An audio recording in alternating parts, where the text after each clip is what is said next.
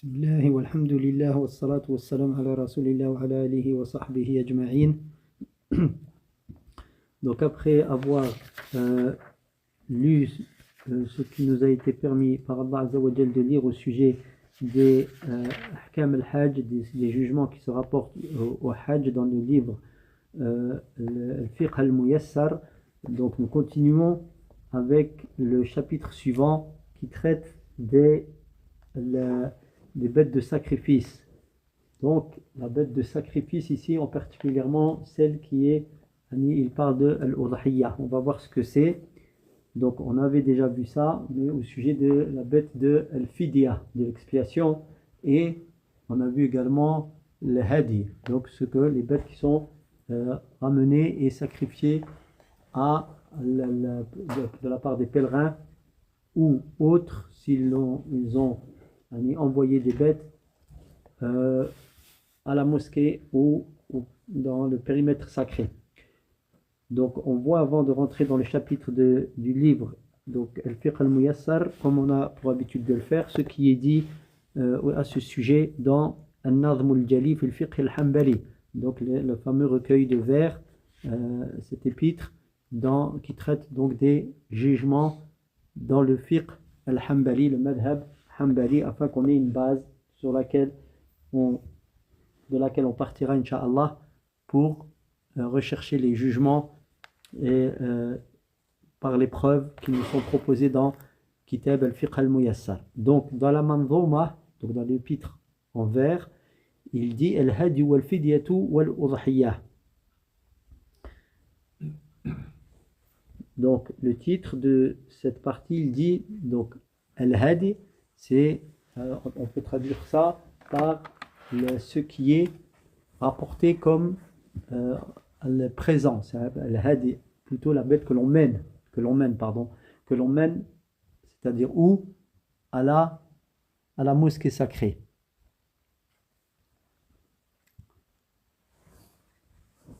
Et al-fidyatu, comme on l'a vu, c'est la bête que l'on sacrifie par expiation pour avoir délaissé une obligation ou commis un interdit. Et al-udhiyya, et ça nous intéresse ici particulièrement parce que bien entendu dimanche c'est bi'idhnillah ta'ala Eid al-Nahr al-Adha, donc, et c'est la bête là qui va être sacrifiée par les musulmans. Donc il dit al-hadi wal-fidyatu wal-udhiyatu jad'atu dha'nin ghayruha thaniyatu. Donc dans le vers 380 il dit le sens que je donne ici, al-hadi, donc ce que l'on a vu, ce qui est ramené au masjid al-haram ou périmètre du haram, al-hadi wal-fidyatu, al-fidyatu donc la bête d'expiation, de sacrifice, wal-fidyatu wal-udhiyatu, wal-udhiyatu donc la bête de sacrifice de l'Eid pour ceux qui ne sont pas, ni pour les non-pèlerins dans le monde entier chez les musulmans. Donc al-udhiyatu, il dit jad'atu dha'nin wa ghayruha thaniyatu. Il parle ici dans cette deuxième partie du vers jad'atu dha'nin wa ghayruha thaniyatu. Donc une pour ce qui concerne les ovins, c'est ce qu'on appelle jad'a. Jad'a, c'est le nom, c'est il donne ici la condition d'âge qu'elle doit avoir, comme ça sera précisé plus tard. Donc la condition d'âge, car c'est une des conditions, c'est quel est l'âge requis, la bête qui va être sacrifiée. Donc c'est ce qu'on appelle jad'a, c'est-à-dire c'est par rapport aux dents, quelles dents ont poussé. Donc jad'atu dha'nin pour l'ovin, ça correspond à quoi? Jad'a, c'est 6 mois, comme on va le voir. D'accord? Ici c'est ça, ce qu'on appelle jad'a. Wa ghayruha thaniyatu, thaniyatu c'est lorsque ces deux dents inférieures ont poussé également. Donc, mais cette fois ça va varier. Par exemple pour les caprins c'est 1 an, pour les bovins c'est 2 ans et pour les camélidés c'est 5 ans. Donc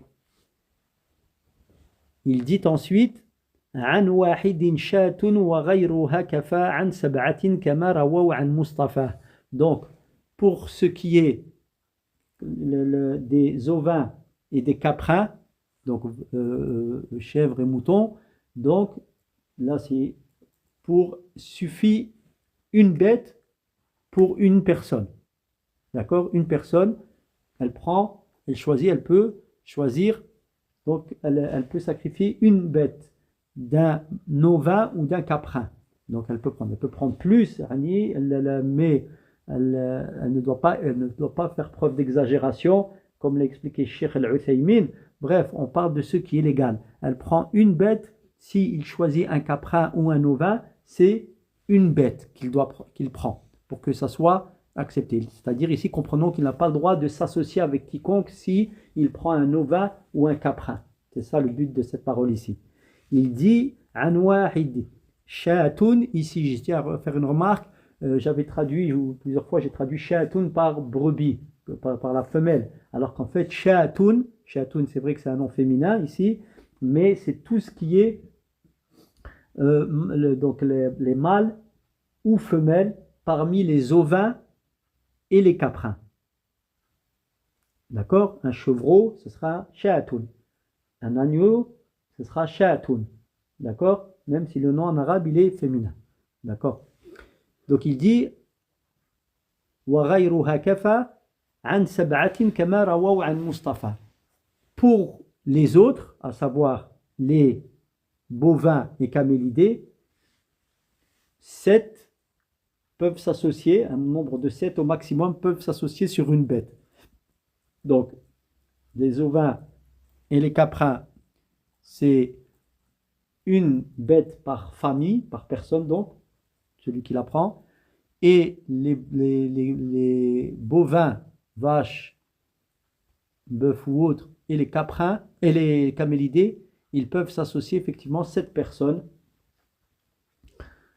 sur une bête au maximum. Il dit ensuite لا تجزئ العوراء والعجفاء ولا مريضة ولا العرجاء. Donc ici il parle d'une troisième condition, de la condition suivante, il dit les bêtes qui sont parmi les conditions, c'est qu'elles soient saines, donc exemptes de défauts annulatifs. Ici, il dit c'est quoi? Il donne des défauts annulatifs qu'on va voir dans le détail, Inch'Allah. Il dit donc al-awra, c'est la borgne. N'est pas acceptée. N'est pas acceptée. La borgne, ici je donne comme c'est dans le texte, après c'est précisé. Wal-ajfa, l'ajfa c'est la squelettique maigre. L'ajfa c'est celle qui est, c'est un exemple, le prophète sallallahu alayhi wa sallam l'a donné. C'est en vérité celle qui n'a pas de moelle dans les os. Elle est tellement maigre qu'elle n'a pas de moelle dans les os. C'est pas juste qu'on voit ses côtes. On peut très bien voir ses côtes, mais on peut la sacrifier. Et on va le voir ça. Donc il dit walal maridatu, ni la malade, walal arja'u, ni la claudiquante, la boiteuse. On va voir ça dans le détail. On donne le terme comme il est là, Inch'Allah. Il dit ensuite dans le vers suivant أيضا ولا الهتماء والجداء كذاك عظباء فذي سواء. Et également, donc ne sont acceptés al-hatma. Al-hatma ici, c'est celle qui a perdu. Ici, c'est on est dans le madhab là, Hanbali. C'est celle qui a perdu ces fameuses 2 dents là, qui ont poussé, même si elle a l'âge, mais elle a perdu ces dents là. D'accord? Ou partie dans l'école Hanbalite. Ils les mettent aussi avec les bêtes qui ne sont pas acceptées. Wala al-jadda'u. Al-jadda'u, c'est celle dont les mamelles, les pis sont asséchées à cause de l'âge. Donc ils font suivre également celles-ci dans celles qui ne sont pas acceptées. Il dit ensuite kadhaka 'adba'un fadhi sawa'u. Il dit ensuite également, parmi les non acceptés, al-'adba. Al-'adba, c'est quoi?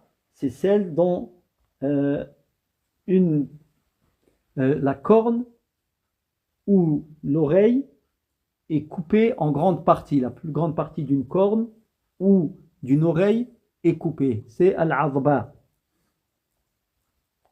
Fadi sawa'u. Donc, elles sont comme, c'est-à-dire le jugement qui s'applique, c'est comme les précédentes. Ensuite, il dit وَتُجْزِئُ الْبَتْرَاءُ وَالْجَمَّاءُ وَالْخَصِيُّ وَالْمَقْطُوعُ أُذْنًا وَهُوَ قَلْ. Il dit, sont au contraire acceptés, malgré les défauts qu'on va voir.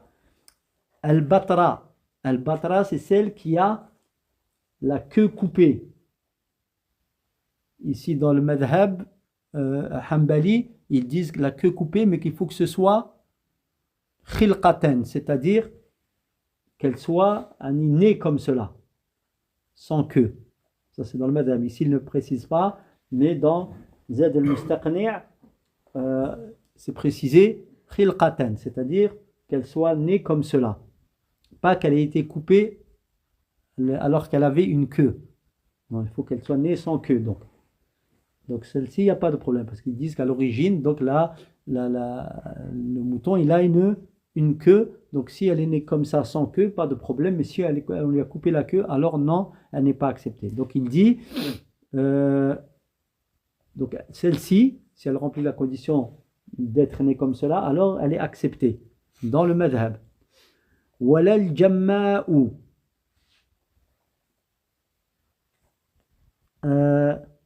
Donc celle-ci, al-jamma, c'est celle qui n'a pas de corne.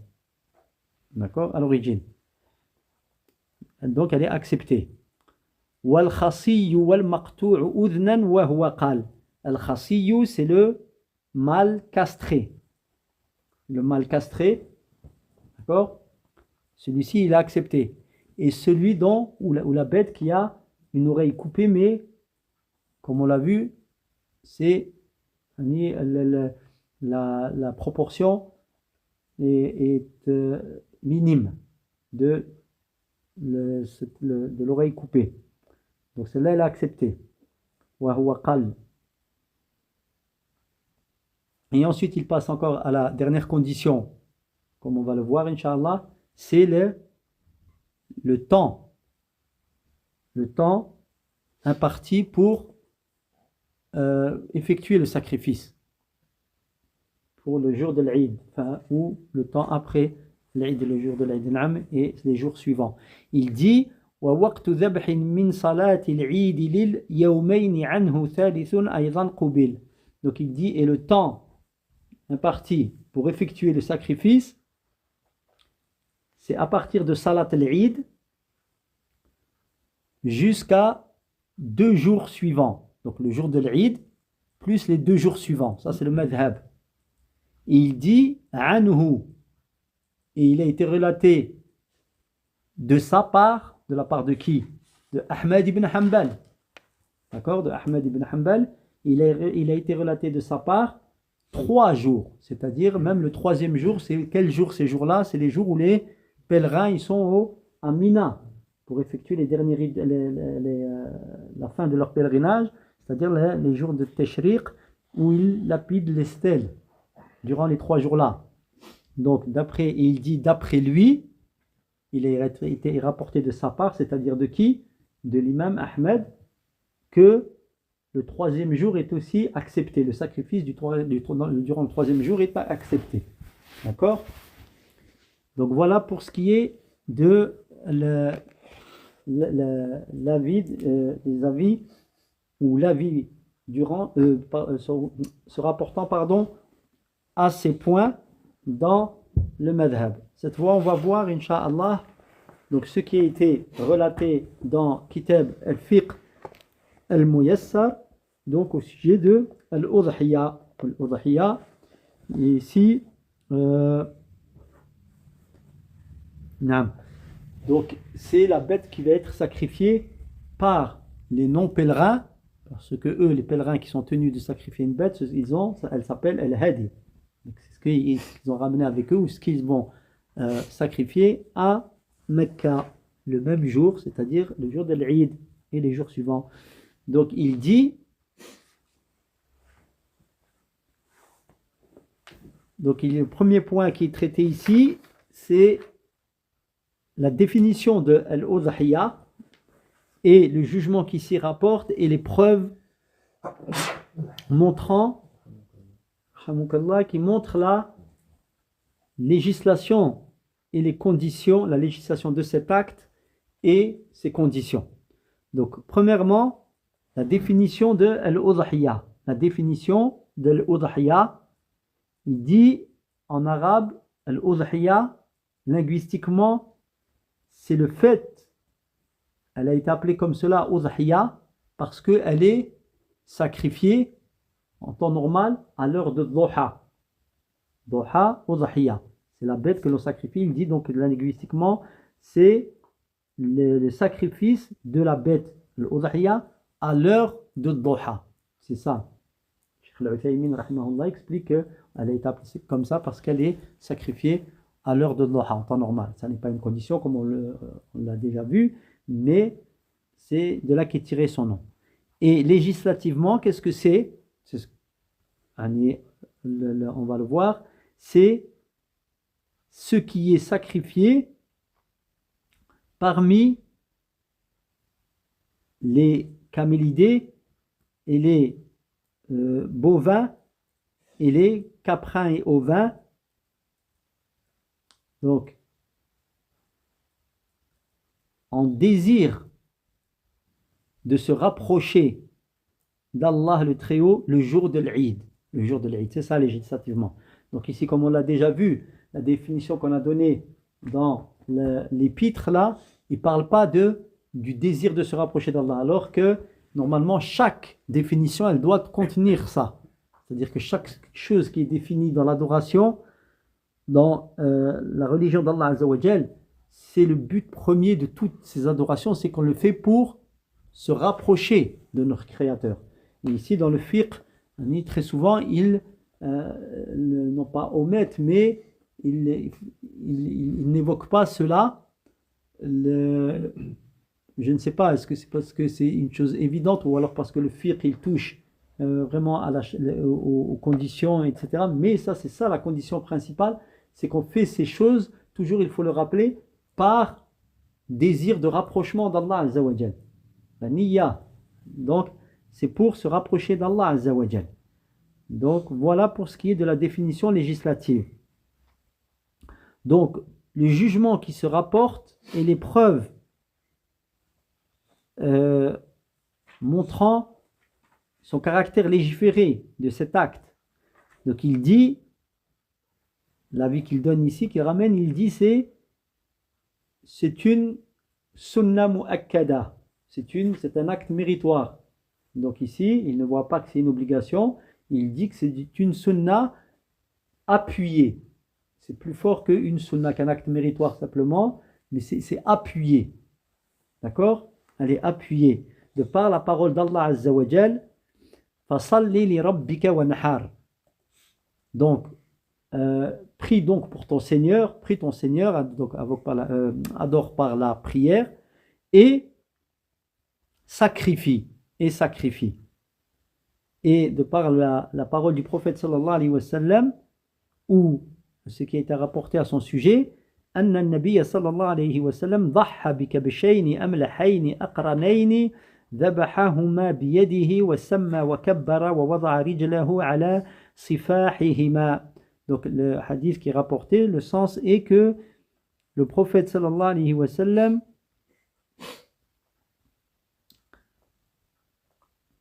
a sacrifié 2 béliers, donc amlahayn, c'est-à-dire c'est qu'il y avait du noir et du blanc sur eux. Donc il y avait du noir et du blanc, c'est-à-dire sur leur visage, leurs pattes, Allahu a'lam. Donc aqranayn, c'est-à-dire cornus, bélier qu'il a sacrifié. Il les a sacrifiés de sa propre main. Il a cité le nom d'Allah, Bismillah wa kabbar, Allahu Akbar. Et il a posé, Allahu Alam, donc ici c'est son pied, si j'ai bon souvenir, ala sifahihima, c'est-à-dire qu'il a posé son pied sur leur cou.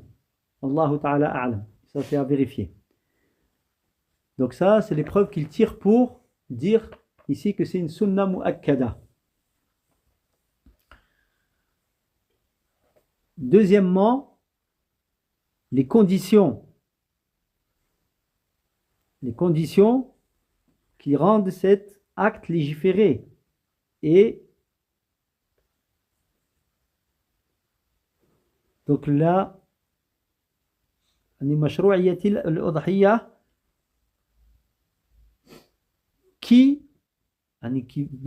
il voit que c'est une sunna, donc tu n'es pas obligé de le faire, bien qu'elle soit confirmée. Donc d'après ici l'avis qui est donné ici, et ils disent que celui qui doit le faire, il doit remplir des conditions. D'accord? Quelles sont-elles? Donc pour qu'il puisse le faire, il dit, bien sûr, il faut qu'il soit musulman, l'islam. D'accord? Il faut qu'il soit musulman. Donc un non-musulman qui dit je vais faire un acte le jour de l'Eid et je vais moi aussi sacrifier une bête, ça ne sera pas accepté. D'accord? Donc il faut qu'il ait également, lui il voit ici al-boulour ou al-aql. Il faut qu'il soit responsable, boulour, c'est-à-dire responsable ici, qu'il a atteint la maturité quand on parle de responsabilité. Hein. Mature et al-aql. Al-aql, donc la raison. Donc, ici le boulour, s'il n'est pas mature, ça ne lui est pas imposé de faire. Donc là, il n'est pas comme le non-musulman, ou alors on sait que ça ne sera pas accepté, mais celui qui n'est pas mature, il dit ça ne lui est pas imposé. Et le aqil, ça ne lui est pas imposé, car le aqil, donc c'est le contraire du aqil, c'est le majnoun, d'accord? Il n'est pas responsable. Donc il est ghayr mukallaf, il n'est pas responsable de par, ici le cas du majnoun, de par la folie dont il est pris, qu'elle soit passagère jusqu'à ce qu'il retrouve la raison, ou qu'elle soit constante, et Allah est capable de toutes choses. Et enfin, l'istita'a, la capacité, c'est-à-dire qu'il ait la somme pouvant lui permettre donc d'acheter une bête de sacrifice en plus de ses biens qu'il utilise en dépenses. C'est-à-dire qu'en plus des biens, il ne se sacrifie pas pour la bête. Il ne doit pas laisser sa famille dans le besoin pour acheter une bête de sacrifice. Non, il a les moyens, donc il a de quoi subvenir aux besoins à ses besoins et à ceux de sa famille, et il a en plus les moyens d'acheter une bête. Donc il dit, en plus de ce qu'il dépense pour sa personne et ceux qui sont sous sa responsabilité.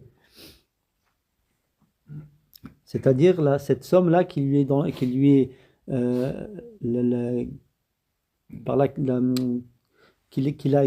par laquelle il a les moyens de subvenir aux besoins, à ses propres besoins et aux besoins de sa famille, c'est durant les jours du sacrifice. S'il a de l'argent en plus, donc il peut, ici, parce que c'est une sunna, selon cet avis, acheter une bête de sacrifice, une udhiyya. Deuxième point, après qu'on ait vu la mas'ala al-oula, c'est dans la définition, donc, et les conditions, ainsi que le jugement et les conditions que doivent remplir ceux qui veulent effectuer le sacrifice. Le deuxième point, maintenant qu'on voit, deuxième sous-chapitre, c'est quelles sont, maintenant on voit à peu près les conditions qui concernent les bêtes que l'on sacrifie, la bête de sacrifice. Donc, il faut que la bête en question soit les bêtes de troupeau que l'on va citer. Donc, les camélidés, les bovins et les ovins et caprins. Les ovins et caprins. Donc, l'ibil pour les camélidés, le baqar pour les bovins et le ghanam pour ce qui est des ovins et caprins. Les moutons donc et les caprins, les chèvres et le mâle, le bouc. Allah Azza wa Jal dit dans le Coran وَلِكُلِّ أُمَّةٍ جَعَلْنَا مَنْسَكًا لِيَذْكُرُوا اسْمَ اللَّهِ عَلَى مَا رَزَقَهُم مِّن بَهِيمَةِ الْأَنْعَامِ. Donc dans le sens du verset, et à chaque communauté, nous avons décrété des rites afin qu'ils évoquent le nom d'Allah sur ce qu'il leur a accordé de bêtes de troupeaux, donc les bêtes en question. Ici, on a une indication que même les autres communautés qui nous ont précédés avaient cette injonction d'Allah, ils sacrifiaient, comme on le fait. Donc, et ces bêtes, elles s'appellent al-an'am, qui sont évoquées dans le Coran, les bêtes, les bestiaux. Al-an'am, donc, ne sortent pas de ces trois catégories. Enfin, 3, 4, parce que les ovins et les caprins sont une catégorie. Donc c'est soit les camélidés, bovins ou ovins et caprins. Donc c'est ça qui constitue al-an'am, évoqué dans le verset du Coran, les bestiaux. C'est-à-dire al-an'am, traduction les bestiaux. Et il n'a pas été rapporté du prophète sallallahu alayhi wa sallam, ni de quiconque parmi les compagnons, qu'ils aient sacrifié autre chose que cela. Donc ça c'est la preuve qu'il faut que ce soit elles ne sortent pas de ces catégories de bêtes. Donc ça c'est une condition. Donc qu'elles soient des bahimatil an'am, des bêtes des troupeaux qui ont été décrites. Ensuite il dit, donc une bête comme on l'a vu tout à l'heure, parmi les ovins ou caprins, elle suffit pour une personne. Et même, il ne peut pas y avoir plus d'une personne par bête. D'accord? Pour ce qui est des moutons et des chèvres. Donc, pour chaque personne, pas moins d'une personne par bête. Pour la personne en question qui l'achète et pour sa maisonnée. Donc, dans le hadith de Abi Ayyub al-Ansari, qu'Allah soit satisfait de lui, il y a un homme à l'époque du prophète sallallahu alayhi wa sallam, donc, ou l'homme, pardon, excusez-moi, pas un homme, l'homme, une personne, sacrifiait donc une tête parmi les ovins et caprins pour lui et pour sa famille. Ils en mangeaient et en nourrissaient autrui. D'accord? Une des sagesses aussi de ce sacrifice, c'est qu'on partage avec nos frères en islam en premier lieu. Donc il dit ensuite, il est autorisé de sacrifier un chameau ou un bovin et de s'associer sur l'un d'entre eux à un maximum de 7 personnes. 7 personnes. De par le hadith de Jabir, qu'Allah soit satisfait de lui, qui a dit, nous avons sacrifié avec le messager d'Allah sallallahu alayhi wa sallam l'année de l'Hudaybiyah, donc l'année où ils ont été empêchés d'entrer à Mecca pour effectuer la Umrah. Donc l'année de l'Hudaybiyah, nous avons sacrifié donc un chameau, un chameau, camélidé, pour 7 personnes, ainsi que, et une vache pour 7 aussi. Donc ça c'est tiré, donc là ça montre bien que, quand il dit cela, Jabir, ça veut dire que 7 c'est le maximum. Il n'a pas dit 7 pour dire 7, c'est parce que c'est un concours de circonstances, ça s'est passé comme ça aurait pu être 8, ça aurait pu être 10, non. C'est bien pour montrer que 7 c'est le maximum. Donc voilà pour ce qui est de ce sur quoi et combien de personnes peuvent s'associer donc sur les bêtes que l'on a le droit de sacrifier. Donc on a vu ici les bêtes de sacrifice autorisé et le nombre de personnes maximum autorisé en fonction des bêtes en question. C'est clair ça? Le point suivant traite des conditions que doivent remplir maintenant, non pas celui qui sacrifie comme on a vu tout à l'heure, mais les bêtes sacrifiées. La bête sacrifiée, elle doit remplir des conditions. Donc, l'âge, on a vu, qu'est-ce qu'on avait dit au sujet des camélidés? Quel doit être leur âge? 5 ans. D'accord? Il faut qu'elle ait 5 ans, qu'elle ait complété 5 ans. Les bovins, c'est quel âge? 2 ans. Et les caprins? Caprins, c'est les chèvres. Hein? 1 an. Donc, ici, il s'arrête là pour le moment. Il ne parle pas des ovins, c'est-à-dire des moutons. Il ramène la preuve, il dit, encore une fois, c'est un hadith de Jabir ibn Abdillah, qu'Allah soit satisfait de deux. Le messager d'Allah sallallahu alayhi wa sallam a dit, ne sacrifiez qu'une une bête ayant atteint l'âge. Donc c'est les âges qu'on a vus, c'est-à-dire qu'il donne ensuite, il dit, excepté si cela vous est rendu difficile, alors sacrifiez ce qu'on a vu tout à l'heure, jaz'a, donc une bête qui est en dessous de thaniya, en dessous de celle qui a en âge, de celle qui a les dents qui poussent. Donc c'est ça qu'on a dit 52 ans, 1 an. Donc et normalement c'est 1 an aussi pour l'ovin. Donc celui qui ne peut pas sacrifier celle-là, il dit, ça vous est rendu difficile, alors prenez une jaz'a. Jaz'a, c'est-à-dire 6 mois, en l'occurrence pour l'ovin. Pour un ovin, il dit ici. Min al-dha'n. Al-dha'n, donc les moutons.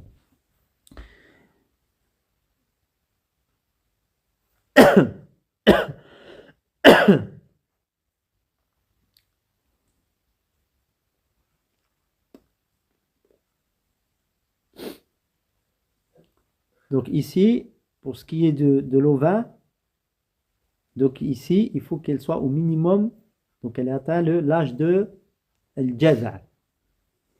Et c'est elle.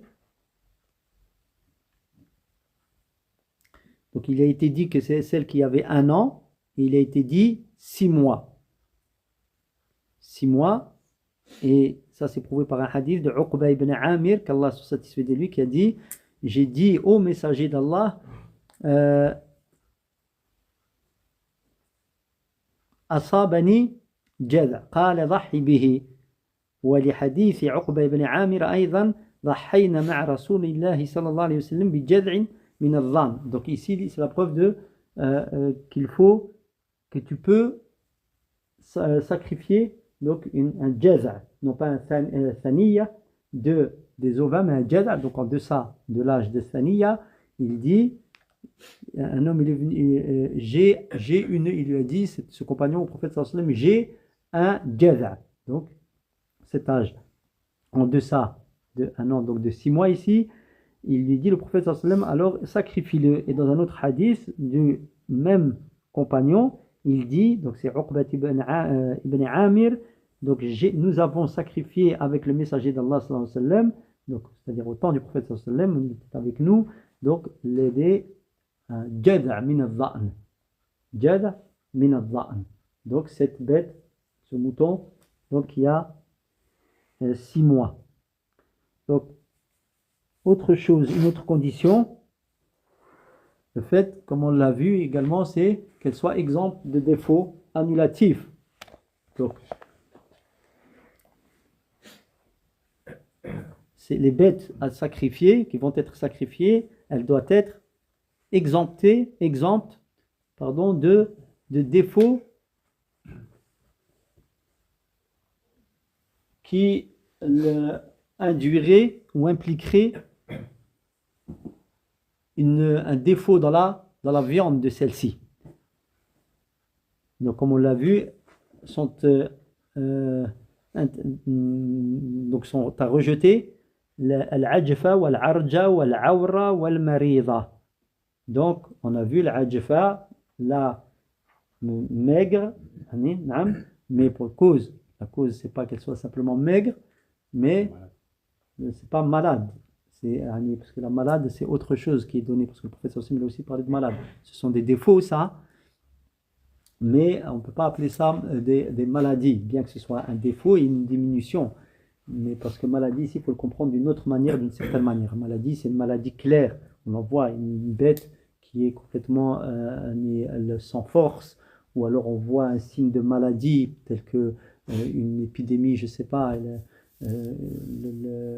la peste ou autre qui l'a touché, ou alors la lèpre ou quoi d'autre de maladie, qui change complètement on va dire, la situation de la bête alors qu'au départ elle était normale. D'accord? Donc on voit ici, donc les 4 défauts, il dit, le hadith de Bara ibn Azib, d'après le messager d'Allah sallallahu alayhi wa sallam, il a dit, donc 4 une sorte de défaut, on va dire, il faut interpréter comme cela, annule la bête de sacrifice. Donc là, font que la bête de sacrifice ne peut être acceptée. Il dit donc al-awra, al-bayyinu awaruha. Donc la borne dont, et ici c'est important, ça on ne l'a pas dit tout à l'heure, ici il va le dire à chaque fois, il dit dont le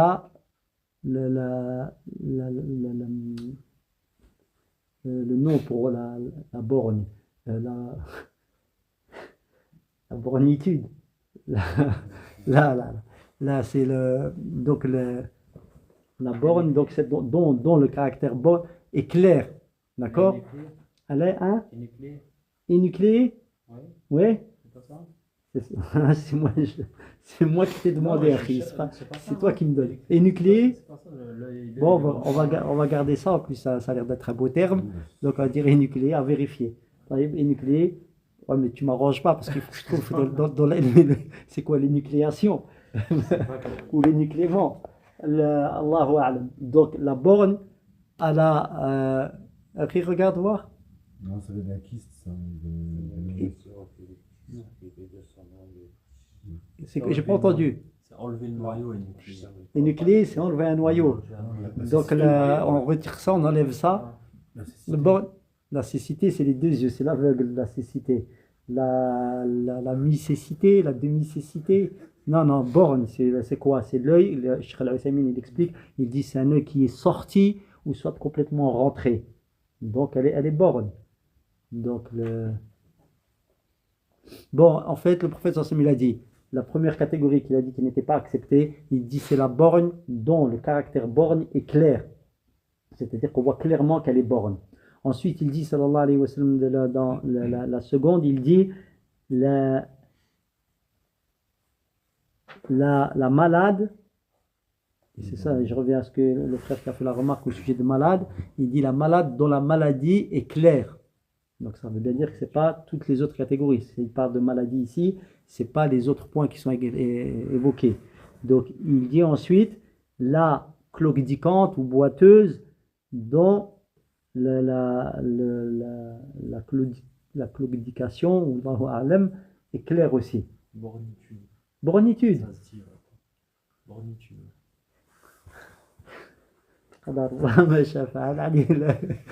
La bornitude, donc je pensais à un terme inventé de la négritude ou je sais pas ce qu'il c'est ou un mouvement de pensée. Donc la bornitude, ça marche. Donc la bornitude est claire. Donc à la bornitude évidente, si on veut être plus propre. Donc la borne à la bornitude évidente, la cloquedicante à la cloquedication évidente aussi. Non, en deuxième, il a dit la malade, dont la maladie est évidente aussi. Troisième, la cloquedicante, donc boiteuse. Et ici, il parle de Et enfin, al-ajfa. Non, pardon. Nam. Ouais. Al-ajfa, donc ici, la maigre, on va dire, qui n'est qui n'a pas de moelle en fait. Qui n'a pas, parce qu'en arabe, le texte c'est wal-ajfa allati la tunqi. La tunqi, ay la mukhalaha lihazaliha. De par là, elle est tellement maigre donc qu'elle n'a pas de moelle. Donc c'est ici, c'est comme ça que c'est expliqué. Donc ensuite, dans cet avis qui est donné, il dit, donc ça c'est clair. Et ensuite, il y a une analogie. Il dit par analogie, donc il fait l'analogie, il parle, donc on peut le greffer à ces 4 défauts là, par analogie, donc ce qui va dans leur sens. Il dit al-hatma, c'est celle qu'on a vue, on a vu ça. Al-hatma, on a dit, c'est celle qui a perdu ses dents, d'accord, du bas là, qui pousse, qui montre l'âge qu'elle a. Donc, celle qui a perdu ses 2 dents, al-hatma donc. Il voit que ça c'est un avis qu'ils donnent, ils disent que ça suit. Et c'est donc ils vont dans le sens du madhab, comme on a vu ici, tout à l'heure. Parce que les 4, quand on a vu dans l'épître ici, les 4 premiers qu'il a évoqués, effectivement, ou les 3, et même les 4, c'est ceux qui sont en rapport avec le hadith du prophète sallallahu alayhi wa sallam. C'est un hadith connu, et le prophète, quand on lui a demandé qu'est-ce qu'on doit délaisser de bêtes pour le sacrifice, et il a fait 4 sortes de bêtes, et il a fait signe avec ses doigts, sallallahu alayhi wa sallam, il a cité cela. Et ensuite, par le reste, ce qui a été évoqué comme dans l'épître, c'est par analogie. Donc, al-hatma, là, celle qui a perdu ses dents, c'est pas le prophète sallallahu alayhi wa sallam qui a dit ça, c'est eux qui disent, des savants, jazahumullahu khayra wa rahimahumullah, qui ont donné cet avis en disant que ça va dans le sens des premières là. Donc, si ça va dans le sens d'après eux, donc ça rentre dans le même domaine. Ensuite, il dit al-'adba, comme ça a été donné ici. On a dit que c'était quoi al-'adba? Non. Par analogie. Non, on a vu, ça c'est dans le texte, ça. Bord, qui boite. L'oreille, qui est la majeure partie de l'oreille ou de la corne coupée. D'accord? C'est al-'adba. Donc, ça c'est de l'analogie. D'accord? Il y a le texte, les 4, et ensuite ils viennent par analogie parce qu'ils estiment, les savants là, que ça va dans le sens là.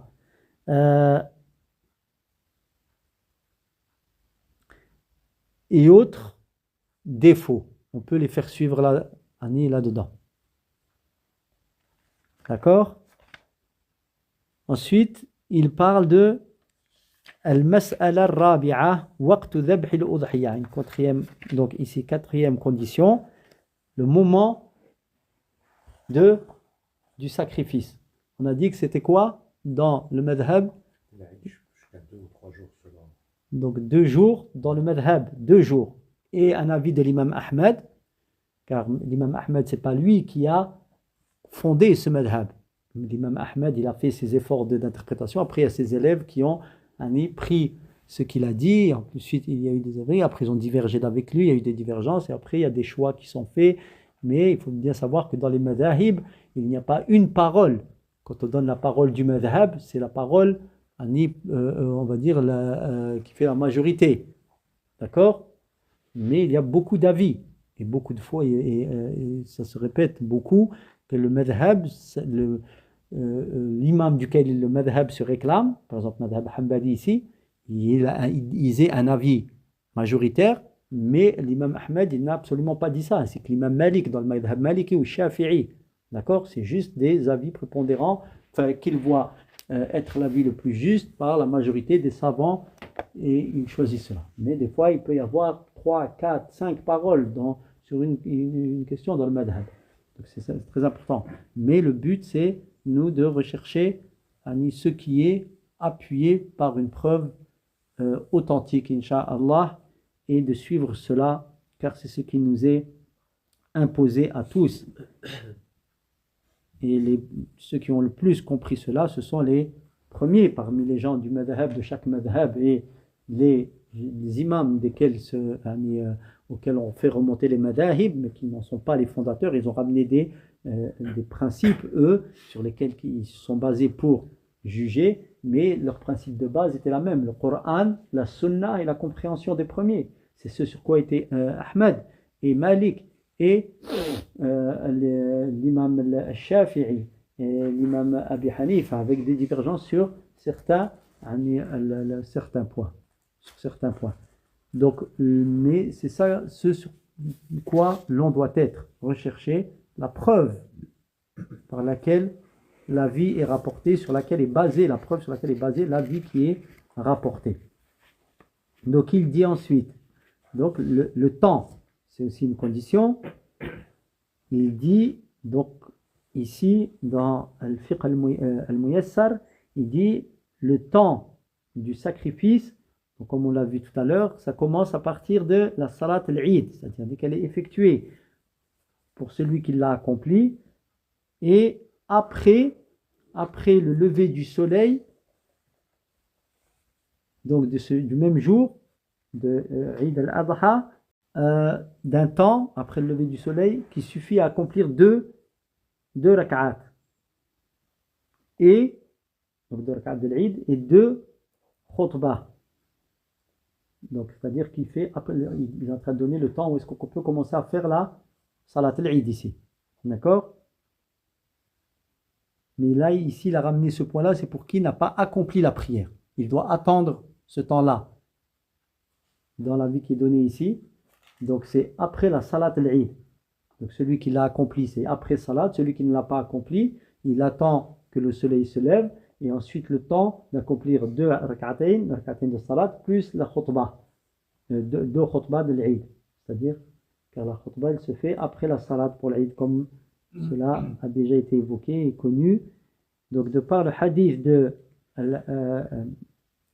Al-Bara ibn Azib, qu'Allah soit satisfait de lui, dans lequel il rapporte que le messager d'Allah sallallahu alayhi wa sallam a dit: celui qui a prié notre prière, c'est-à-dire de l'Eid, et qui a, comprenons ensuite, après la prière, effectué le sacrifice comme nous l'avons effectué, comme nous le faisons, alors il a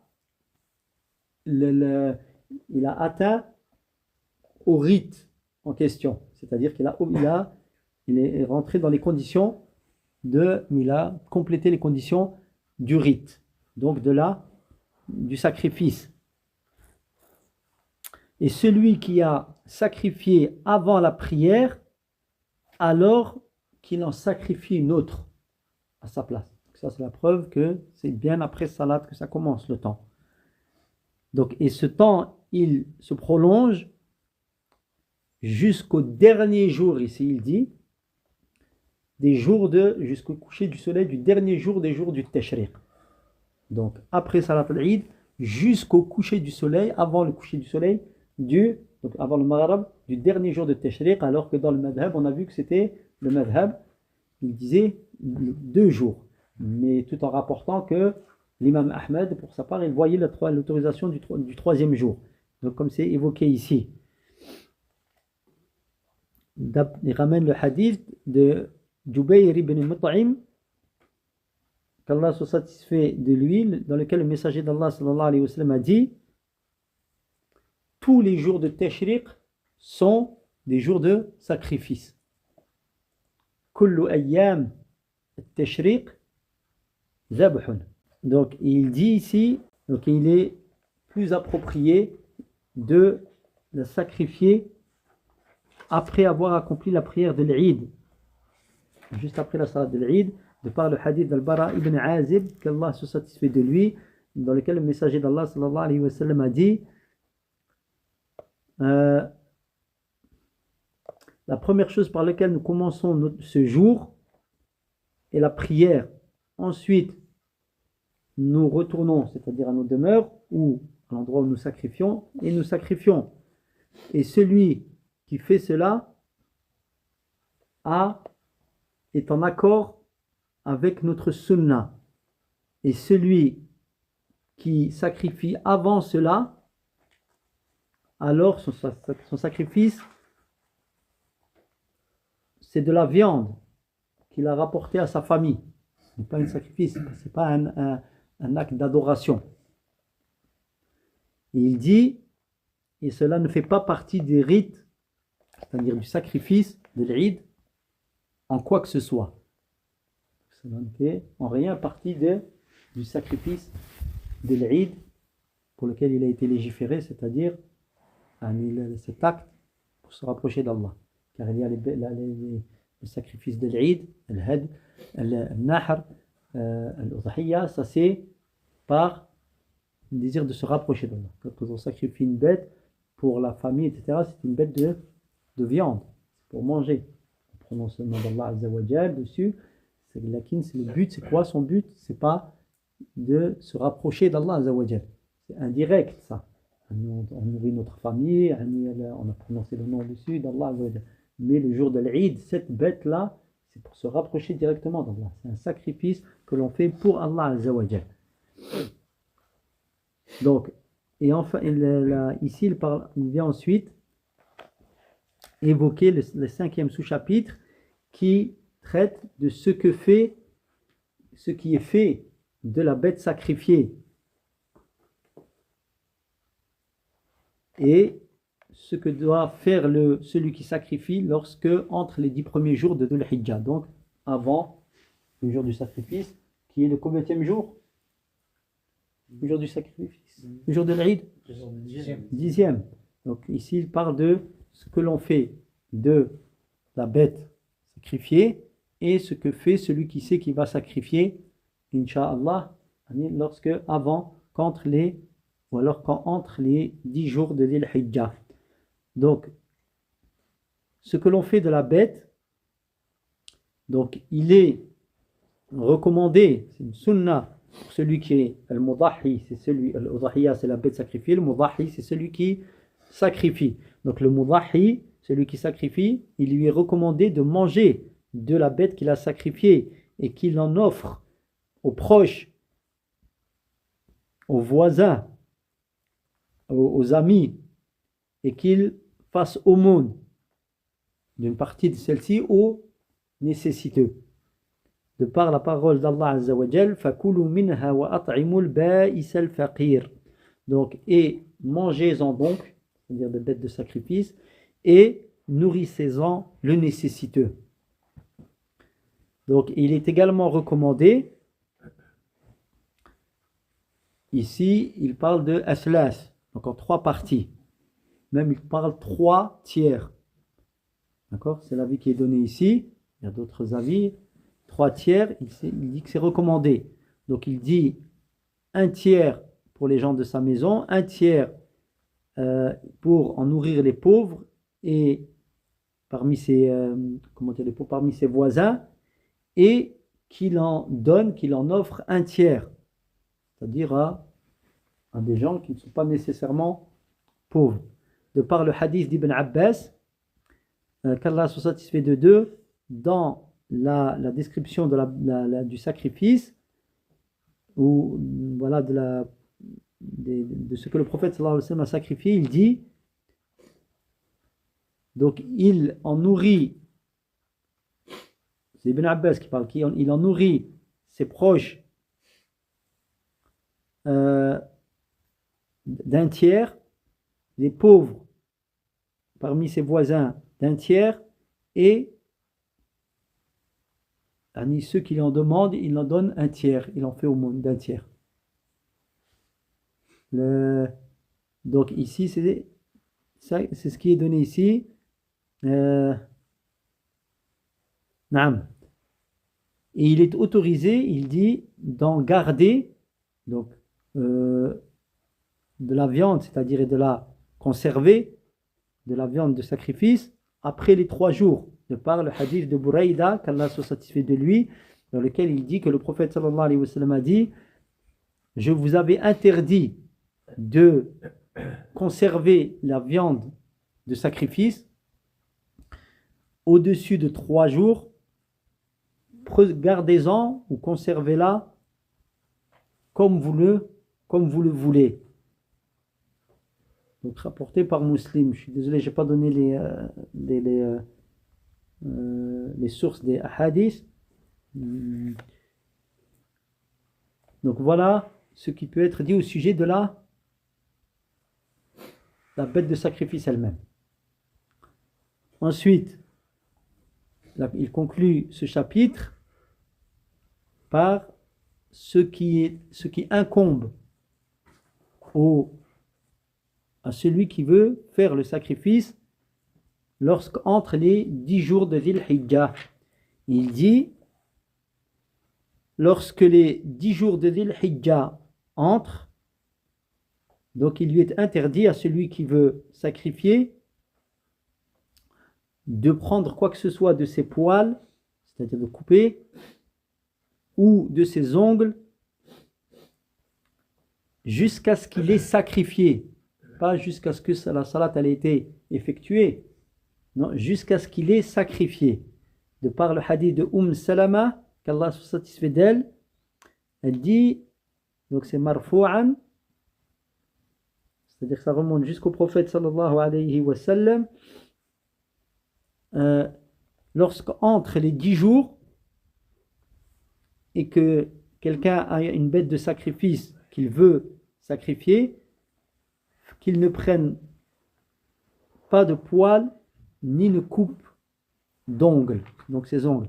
Et dans une version, qu'il ne touche de ses poils, rien de ses poils, ni de sa peau. D'accord? Peau morte ou autre, on la laisse tomber. Si elle tombe toute seule, à moins qu'elle possède une de ces choses qui sont interdites de toucher, cause une gêne évidente. Là, on a le droit de l'enlever.